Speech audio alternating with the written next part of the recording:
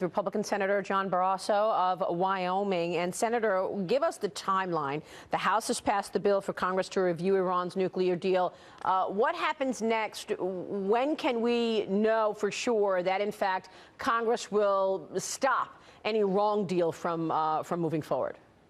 And that passed with 99 votes in the United States Senate as well. So it's veto-proof margins for the president. We'll have a month to review the deal if the president signs on to a deal and if the Iranians agree. But you look at this belligerent activity by the Ayatollah. I mean, it's almost like he's saying, we're going to get it no matter what. You cannot stop us. Well, Congress is prepared to say this is a bad deal, and we will vote that it is a bad deal this summer when we get a chance to really look at it, if it does allow Iran to get a nuclear weapon, because then they would be a nuclear as well as an industrial and a military powerhouse in the Middle East, which adds incredible instability to the area.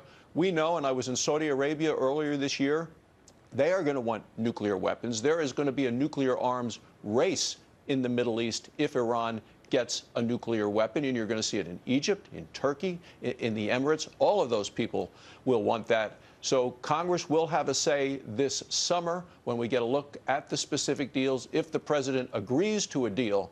But it is sure sounding to me like Iran, with its belligerence, is going to make it harder and harder for us to say, hey, this is a good deal. I don't think it will be. Well, let's face it. I mean, the implications of any deal will have to be dealt with the next leader of the free world. I mean, this is going to land on the desk of the next president in terms of the ramifications of any deal. And we know what drove the Iranians to the bargaining place in the first place were the sanctions. Right. Sanctions on their ability. We froze assets. We didn't allow them to export oil. All of those things hit them in the pocketbook. And that's why they're so desperate to try to relieve the sanctions. And I don't want the president to play into that hand, because it is all about the money, and I know that that money will not be put to good use. It will be put to the use for terror. They continue to be a nation that is a sponsor of terrorism. They're doing it all across the Middle East. You see it right now with what they're doing in Yemen, and I have concern with ISIS and their efforts there. They're on the ground. We're running air missions, bombing missions from the air support, but and I met with the Iraqi prime minister about that. The concern is that Iraq could actually ultimately defeat ISIS, but Iran will have taken over the country, because it'll be their military, their boots on the ground, controlling the ground. That's a really good point. And by the way, ISIS at this point controlling 50%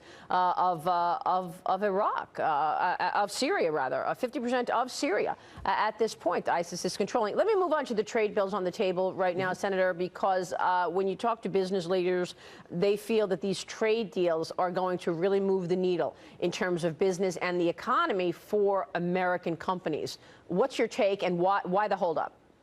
Well, I support the trade deal, voted in favor of it. I actually am working with the president on this. There is a bipartisan group. The president has mentioned the need for this in the last 5 State of the Union addresses. It's been the Democrats and Harry Reid who's been blocking it. I hope we get it passed. When it comes to international trade, the question is, who's going to write the rules?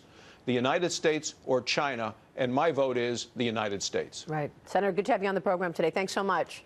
Thanks so much for having me.